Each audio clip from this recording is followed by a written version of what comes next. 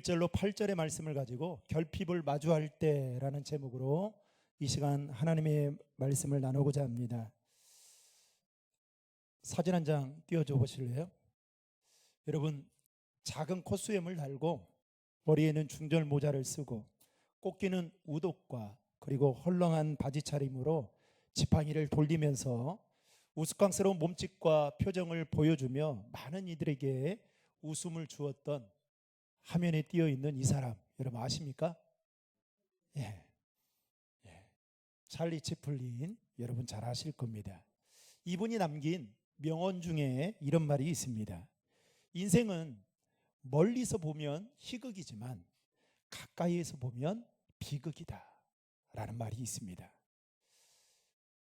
누군가는 너무나 행복해 보이고 아무런 문제가 없어 보입니다.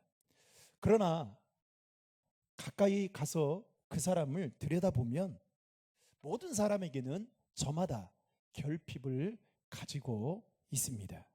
잘난 사람이든 못난 사람이든 배운 사람이든 못 배운 사람이든 많이 가진 사람이든 적게 가진 사람이든 누구나 할 것 없이 모든 사람들은 거의 대부분 다 결핍을 가지고 살고 살아간다고 해도 결코 과언이 아닙니다.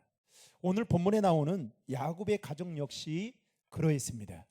야곱은 형 에서의 그 배고픔을 이용해서 팥죽 한 그릇에 형이 가지고 있던 그 장자권의 명분을 가로채게 되죠. 그리고 형 에서로 위장을 해서 눈먼 아버지의 이삭을 속여서 장자의 축복을 받았던, 그야말로 한마디로 말하면, 세상 말로 말하면 아주 교활하고 여우처럼 교활했던 사람이 바로 야곱이었습니다. 형 에서는 이 사태의 중요함을 뒤늦게서야 깨닫고 야곱에 대한 증오심을 품게 되죠. 그래서 내 동생 야곱을 죽여야겠다라는 그 한을 이제 가지고 있었던 겁니다. 그런데 그 사실을 누가 알게 되느냐? 어머니 리브가가 알게 되고 야곱을 불러서 하루는 하란에 있는 애삼촌 나반의 집으로 도망가라고 말을 합니다. 당시 애삼촌 나반에게는 두 딸이 있었습니다. 큰 딸은 레아였고 작은 딸은 라헬이었죠. 야곱은 두 딸 중에 작은 딸이었던 라헬을 보는 순간 한눈에 반하게 됩니다. 그리고 그 라헬을 얻기 위해 무려 7년 동안 애삼촌 나반의 집에서 무봇으로 일을 하게 되죠. 그리고 야곱은 라헬을 이제 아내로 맞이하게 되는 그 첫날 밤을 갖게 됩니다. 그런데 외삼촌 나반이 라헬 대신에 큰 언니였던 레아를 바꿔치는 음모를 꾸미게 됩니다. 야곱은 신부가 바뀔 것이라고는 아마도 꿈에 생각하지 못했을 것입니다. 그런데 아침에 눈을 뜨고 일어나 보니까 자신이 7년 동안 사랑했던, 그래서 그 여인을 얻기 위해 했던 라헬이 옆자리에 옆에 누워 있는 것이 아니라 언니 레아가 자신의 옆에 누워 있는 것을 보고 깜짝 놀랍니다. 어쨌든 이 애삼촌 나반의 음모로 인해 결국 야곱은 나중에서야 레아와 라헬이라는 이 두 여인을 자신의 아내로 맞이하게 됩니다. 겉으로 보면 야곱은 남부러울 것 없어 보였습니다. 그런데 안으로 들어가 보면 이 가정은 그야말로 문제투성이었습니다. 먼저 레아를 한번 볼까요? 레아를 보면 레아에게는 사랑의 결핍이 있었습니다. 레아는 야곱으로부터 몇 명의 아들을 낳았느냐? 4명의 아들을 낳게 됩니다. 사랑을 많이 받지 못한 탓에 그래도 아들을 많이 낳아주면 야곱으로부터 사랑을 받을 수 있을 거라는 생각을 했던 것 같습니다. 그래서 그 사랑의 결핍을 채우기 위해 4명의 아들을, 여러분 4명의 아들 낳으려면요 어떻게 되겠어요? 무려 10년을 배불러 있어야 돼요. 루벤, 시므온, 레위, 유다를 낳게 되죠. 그런데 문제는 레아를 향한 야곱의 마음이 하나도 열리지 않았다라는 것입니다. 창세기 29장 33절에 보면 레아의 비참한 마음을 엿볼 수가 있는데요. 창세기 29장 33절의 말씀을 다 함께 읽겠습니다. 그가 다시 임신하여 아들을 낳고 이르되 여호와께서 내가 사랑받지 못함을 들으셨으므로 내게 이 아들도 주셨도다 하고 그의 이름을 시므온이라 하였으며. 아멘. 두 번째 아들이었던 시므온을 낳을 때까지만 해도 이 레아의 마음속에는 어떤 마음이 있었냐? 내가 사랑받지 못한 자로구나라는 마음이 있었다라는 겁니다. 즉 사랑에 대한 결핍이 있었다는 거죠. 그런데 반면에 동생이었던 라헬은 어땠을까?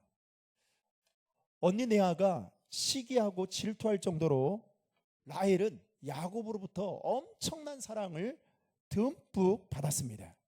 그런데 여러분, 사랑을 많이 받는다고 해서 결핍이 없는 걸까요? 그렇지 않죠. 동생 라헬에게도 결핍이 있었습니다. 그 결핍은 무엇이었냐? 바로 자식이 없는 것이었습니다. 여러분, 창세기 29장 31절의 말씀 다 함께 읽겠습니다. 여호와께서 레아가 사랑받지 못함을 보시고 그의 태를 여셨으나 라헬은 자녀가 없었더라. 아멘. 남편 야곱으로부터 사랑을 듬뿍 받았던 라헬은 그야말로 그의 삶이 너무 행복해 보이고 부러울 것 없는 것처럼, 결핍이 하나도 없는 것처럼 보였겠지만 정작 들여다보니까 그녀에게도 자식에 대한 이 결핍이 있었던 겁니다. 그래서 창세기 30장 오늘 본문 1절을 보면 라헬이 자식을 얼마나 갈망했던지 그의 언니를 시기하며 분을 사귀지 못하고 남편 야곱에게 어떻게 하느냐? 상식에 맞지 않는 투정을 부리는 것을 보게 됩니다. 여러분, 30장 1절의 말씀 다 함께 읽겠습니다. 라헬이 자기가 야곱에게서 아들을 낳지 못함을 보고 그의 언니를 시기하여 야곱에게 이르되 내게 자식을 낳게 하라. 그렇지 아니하면 내가 죽겠노라. 아멘. 라헬은 야곱이 레아보다 자신을 더 사랑한다는 것을 알고 있었지만 그녀가 느끼고 가지고 있던 그 결핍을 대신할 수는 없었던 것입니다. 이처럼 언니 레아는 레아대로, 동생 라헬은 라헬대로 결핍을 가지고 살아가고 있었습니다. 여러분, 우리도 마찬가지지 않을까요? 모든 사람은 나름대로의 다 결핍을 가지고 있습니다. 예를 들어 볼까요? 어떤 분은 남부러울 것이 없을 정도로 모든 것을 다 가지고 누리고 살아가고 있습니다. 그런데 들여다보니까 문제는 건강이 좋지 않은 겁니다. 건강에 대한 그 결핍을 가지고 살아가는 거예요. 또 어떤 분은 어렸을 때부터 부모로부터, 형제들로부터 받은 사랑이 부족한 탓에 사랑과 애정에 대한 결핍을 가지고 살아가는 분도 있습니다. 또 어떤 분은 학벌에 대한 결핍, 또 성공에 대한 결핍, 관계에 대한 결핍 등을 가지고 살아가고 있죠. 그런데 중요한 것은 바로 이러한 결핍의 문제에 우리가 직면해 있을 때 어떠한 태도와 방법을 취하느냐는 우리의 삶에 있어서 너무나도 중요하다라는 것입니다. 레아와 라헬을 보면 두 자매는 결핍이라는 이 문제에 직면해 있을 때에 어떻게 했느냐? 처음에는 서로 물고 뜯고 흘기고 심지어는 끌어내리는 친자매가 한순간에 어떻게 됩니까? 원수가 돼버리고 말았습니다. 그러니 여러분, 가정이 평안할 리가 없겠죠. 아마도 야곱도 죽을 지경이었을 겁니다. 왜요? 밖에 가서 열심히 일하고 집에 들어오면 여러분 어때요? 집이 편안한 안식처가 되어야 되는데 이 두 자매가 서로 물고 뜯고 난리를 치니까 이 야곱이 어떻게 있겠어요? 두 자매 사이에서, 두 아내 사이에서 눈치를 보느라고 마음이 하루도 편할 날이 없었겠죠. 그럼에도 불구하고 레아와 라헬의 말을 여러분 가만히 살펴보면 그들 안에는 그래도 무엇이 있었냐? 하나님이 있었다라는 겁니다. 여러분, 창세기 29장 32절부터 35절까지 말씀을 보면 레아가 한 말인데요. 거기에 보면 레아는 자신이 사랑받지 못한 것을 누가 들으셨다고요? 여호와께서 들으셨다라고 말하면서 그 아들을 주셨다라고 하면서 그 아들의 이름을 뭐라고 지었습니까? 시몬이라고 지었던 것을 보게 됩니다. 그리고 또 그 다음으로 여호와를 찬송한다라는 이름으로 그가 낳은 아들을 뭐라고 짓습니까? 유다라고 지은 것을 볼 수가 있죠. 여러분, 동생 라헬도 마찬가지였습니다. 하나님께서 자신의 억울함을 푸시려고 자신의 호소한 것을 들으셨다라며 아들을 주셨는데 그가 낳은 아들이 창세기 30장 6절에 보면 다니다라고 설명하고 있는 것을 보게 됩니다. 여러분, 창세기 30장 6절의 말씀 다 함께 읽겠습니다. 라헬이 이르되 하나님이 내 억울함을 푸시려고 내 호소를 들으사 내게 아들을 주셨다 하고 이로 말미암아 그의 이름을 다니라 하였으며. 아멘. 언니 레아는 남편 야곱으로부터 사랑을 받지 못한 것에 대한 사랑의 결핍을 가지고 있고, 동생 라헬은 자식을 낳지 못한 이 자식에 대한 결핍을 가지고 있었지만 이 레아와 라헬은 어떻게 했냐? 하나님 앞에 나와 호소했다라는 겁니다. 한마디로 말하면 하나님 앞에 나와 기도했다라는 것이죠. 이걸 보면 레아와 라헬에게는 결핍이라는 문제를 가지고는 있었지만 그 문제를 누구에게 가지고 갔어요? 하나님 앞에 가지고 나아갔다라는 겁니다. 여러분, 야곱이 형 에사와 눈먼 아버지 이삭에게 했던 일들을 보면 문득 이런 생각이 들죠. 어떻게 혈육을 속이고 그 축복권을 가로챌 수 있을까라고 생각이 들 정도로 그는 교활하면서도 매우 야비한 자였습니다. 야곱이 행한 그 일에 형 에서는 그야말로 눈 뜨고도 당할 정도였으니 얼마나 동생을 죽이고 싶은 마음이 컸을까요? 그런데 여러분, 성경을 자세히 보시면 야곱과 에서 이 두 사람 간에 서로 다른 차이점이 하나 있습니다. 에서는, 여러분 성경을 나중에 가서 에서에 관한 말씀 한번 찾아보세요. 에서는 자신의 동생에게 이러한 일을 당했음에도 불구하고 단 한 번도 자신의 말과 자신의 행동에 무엇이 없냐? 하나님이 없습니다. 다시 말하면 하나님을 의식하는 흔적이 전혀 보이지 않습니다. 그런데 여러분, 야곱은 어느 순간부터 하나님이 그의 인생에 들어오게 됩니다. 그리고 하나님을 찾게 돼요. 이게 바로 두 사람의 차이였습니다. 여러분, 우리는 다 결핍을 가지고 살아가요. 그 결핍은 어떠한 걸로도 여러분 채워지지 않습니다. 인정하고 살아가야 되는 거예요. 그런데 여러분, 믿음의 성도들은 그 자신이 가진 그 결핍을 어떻게 하느냐? 그 해결책이 하나님께 있다라고 생각하고 하나님을 찾습니다. 그런데 믿지 않는 불신자들은 자신의 그 결핍을 어떻게 하느냐? 사람을 통해서나 아니면 인간적인 방법을 통해서 어떻게든 그 결핍의 문제를 해결해 보려고 몸부림을 친다라는 것입니다. 그래서요, 중독되는 일을 해요. 자신은 약해 보이는데 강해 보이려고 수많은 스펙들을 쌓고요, 열심히 살아보기도 합니다. 그런데 나중에 어떻게 해요? 오히려 더 지쳐 쓰러지는 것을 볼 수가 있죠. 레아와 라헬도 그녀들이 가지고 있던 그 결핍 때문에 한때는 서로 얼마나 친자매인데도 불구하고 서로 원망하고 보면요, 고양이와 쥐처럼 싸울 정도였으니까 이 남편이었던 야곱의 마음이 얼마나 불편했겠어요. 마치 경쟁하듯이 이 두 자매의 삶이 그야말로 피곤했을 겁니다. 오늘 말씀에 보면 라헬은 자식을 낳지 못하자 여러분 그 결핍을 채우기 위해서 아주 특별한 방법을 동원합니다. 자신의 여종이었던 비라를 남편에게 첩으로 줘서 아기를 낳게 했다라는 겁니다. 과거 우리나라에도 여러분 뭐가 있었어요?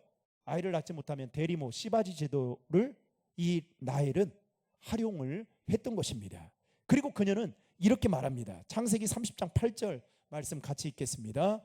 라헬이 이르되 내가 언니와 크게 경쟁하여 이겼다 하고 그의 이름을 납달리라 하였더라.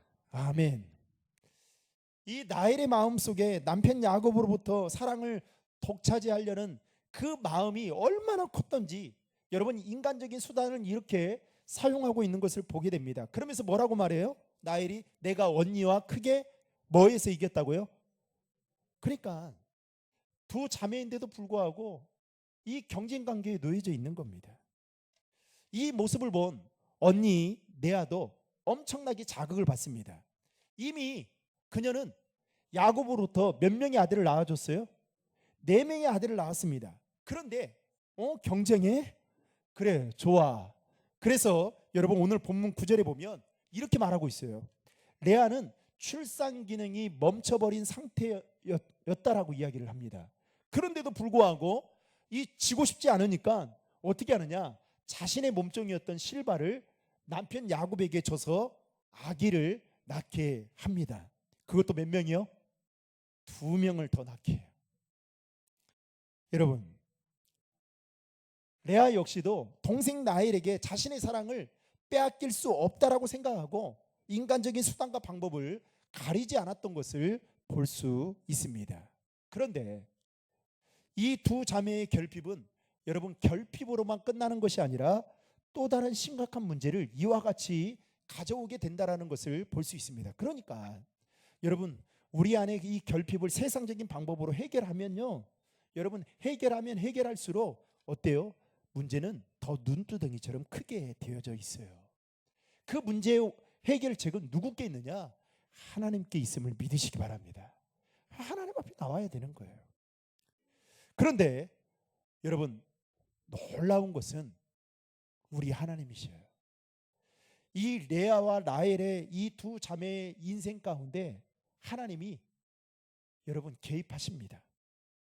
이들의 출산 경쟁을 통해서 태어난 그 12명의 아들을 하나님이 어떻게 하느냐?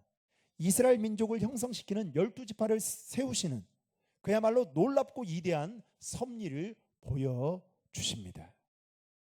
그리고 하나님은 이 두 자매의 결핍을 아름다운 도구로 사용했던 것을 성경을 통해 우리는 보게 됩니다. 그렇다면 여러분 하나님이 우리에게 기대하시는 것이 무엇일까요? 완전 무결하고 여러분 무결점으로 거룩하게 살아가는 거 하나님이 원하시겠죠. 그러나 여러분 우리의 능력으로 살아갈 수 있습니까? 그렇지 않죠. 그렇게 살면 좋겠죠.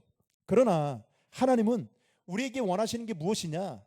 우리가 하나님 중심성을 가지고 넘어진 그 자리에서, 눈물 흘린 그 자리에서, 실패한 그 자리에서, 죄를 범한 그 자리에서, 서로 경쟁하는 그 자리에서 하나님 앞에 나아가기를 원하신다라는 것입니다. 다시 말해서 여러분 결핍 때문에 하나님은 우리에게 야, 너 이런 결핍 가지고 있어? 왜 그래?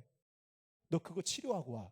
이게 아니라 결핍 있는 그대로 하나님 앞에 나와서 하나님이 내 결핍의 문제를 해결해 줄 수 있는 분이십니다.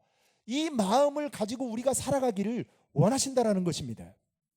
하나님은 우리가 불완전하여 삶의 자리에서 자충우동하며 살아갈지라도 하나님을 의지하고 하나님을 찾으면 하나님은 우리를 용납해 주시고 선한 길로 인도해 주신다는 사실을 여러분 믿으시길 바랍니다. 왜 그럴까요? 하나님은 우리의 아버지시기 때문에 그렇습니다. 여러분 부모가 저도 3명의 자녀를 키우지만 3명의 자녀가 다 저 안 닮았어요. 제가 원하는 대로 다 잘하지 않아요. 그런데 제가 볼 때는 이 부분은 좀 아쉬운데 그러면서 우리 아이들에게 말합니다. 야, 왜 이렇게 이 부분이 아쉽다. 이것 좀 채워와라. 이렇게 말하는 부모 있습니까? 아니죠. 그냥 있는 모습 그대로 봐주는 거죠. 왜요? 부모이기 때문에 그렇죠. 그런데 우리는 우리의 결핍을 어떻게 해요? 자꾸만 세상적인 방법으로 경쟁을 통해서 성공을 통해서 아니면 또 다른 것을 통해서 그것을 채우려고 하다 보니까 나중에는 어떻게 해요? 그 결핍의 문제가 더 눈두덩이처럼 커지게 되는 것을 볼 수가 있는 것이죠. 여러분 아무런 결핍 없이 인생을 살아갈 수만 있다면 얼마나 기쁘고 행복한 일일까요? 때로는 내 삶에 있어야 할 것이 없거나 모자라서 어려움을 겪게 되는 일도 있겠지만 여러분, 그것이 오히려 우리의 인격을 성장하게 만들고 더불어 주변 사람들과 함께 사는 법을 여러분 배우게 된다는 사실을 여러분 기억하시길 바랍니다. 무엇보다도 내 힘으로 안 되는 그 결핍의 문제를 우리가 직면했을 때 전능하신 하나님께 도움을 구하며 그리고 부르짖어 기도하는 법을 배우게 된다는 사실이에요. 그래서 우리의 신앙이 어떻게 해요? 결핍 때문에 더 성숙해지고 성장해질 수 있는 도구로 때로는 하나님이 사용하신다라는 것입니다. 말씀을 맺겠습니다. 사랑하는 성도 여러분, 혹시 여러분이 가지고 있는 그 결핍으로 인해서 인생이 힘들고 어려움이 있지는 않으십니까? 그것 때문에 혹시 좌절하거나 낙심하고 있지는 않습니까? 가정 안에서도 여러분 그 결핍의 문제 때문에 가정 형제들끼리 여러분 혹시 다투고 또 남편과 사랑하는 아내와 오손도손 살아가는 그 시간도 부족할 판인데 여러분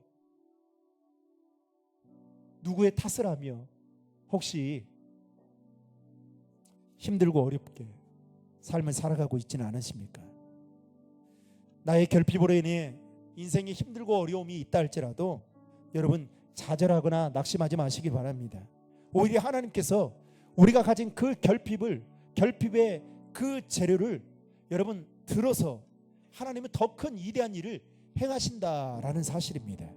이 레아와 라헬의 출산 경쟁으로 낳은 그 12명의 아들을 이스라엘 공동체를 세우는 여러분 치파로 세웠던 것을 보면 우리 하나님은 우리에게 그 결핍을 통해 오히려 하나님 앞에 더 나아오기를 바라신다라는 것입니다. 우리가 해야 할 일은 그러면 무엇일까요? 하나님, 왜 나에게 이런 결핍을 주십니까? 그게 아니라 하나님, 이 결핍에 있는 상태에서도 하나님을 더 굳건하게 신뢰하고 의지하겠습니다. 하나님을 구하고 찾는 믿음을 가지고 살겠습니다. 이 믿음이 저와 여러분들에게 있어야 된다라는 사실입니다. 바라기는 결핍의 문제에 직면해 있을 때 세상적인 방법으로 그 문제를 해결하려고 하기보다는 더 하나님 앞에 나아가 그 문제를 해결해 주시는 그 놀라우신 하나님의 은혜를 저와 여러분 모두가 경험하며 살아가는 은혜가 있기를 주님의 이름으로 축복합니다.